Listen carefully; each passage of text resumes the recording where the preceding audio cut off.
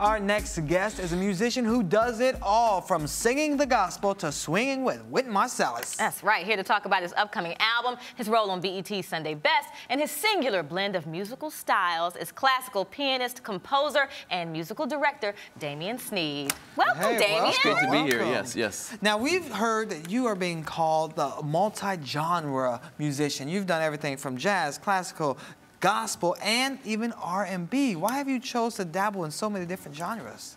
Growing up in Augusta, Georgia, my father always had me listen to different styles of music, and I had some great mentors like Quincy Jones, Wynton Marsalis, Jesse Norman, Twinkie Clark of the Clark Sisters, Richard Smallwood, and a lot of them were influenced by different styles of music, and some of them even have performed different styles throughout their career. Do you ever find it difficult to switch between genres?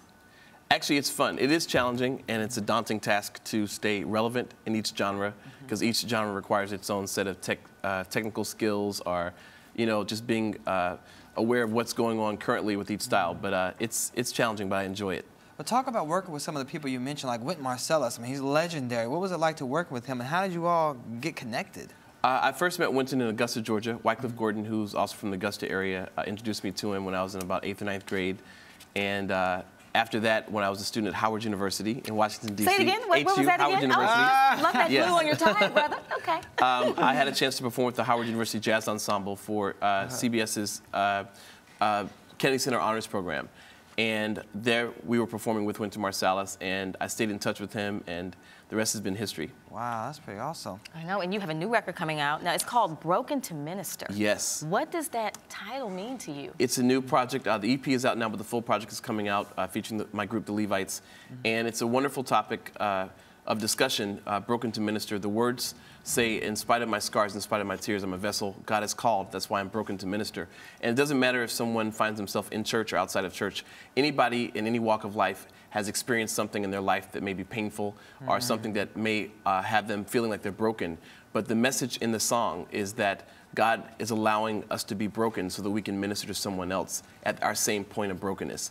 And hopefully, we plan to do a tour with that same topic. I was adopted, so we want to reach out educationally to young people, to people that are in orphanages, but also just to people across the world. It doesn't matter what nationality, doesn't matter what culture they come from, but it's a message that everybody can be blessed by. And it's a deep message as well. And you say it's for all sinners, not just people in the church.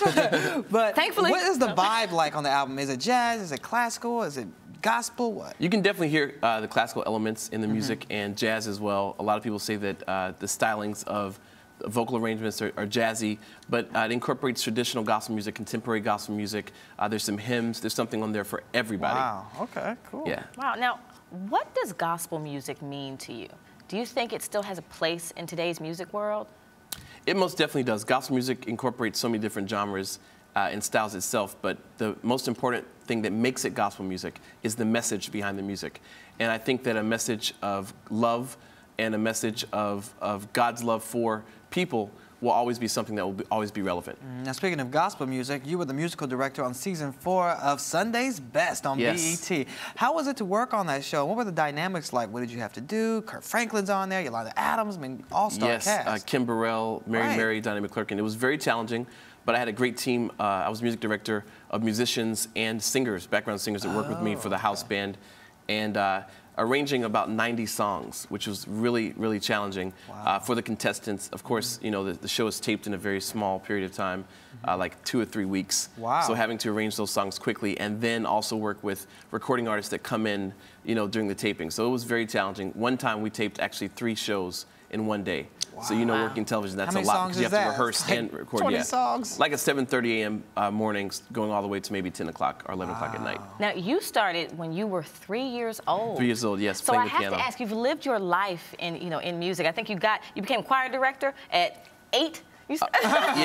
Actually, I think it was around 6 or 7. I was choir director for the senior choir at my church. That's cute. You're like, sing that song! Yes. Sing it, baby. So I have to ask, having lived your life in music, who is your all-time favorite musician, hands down?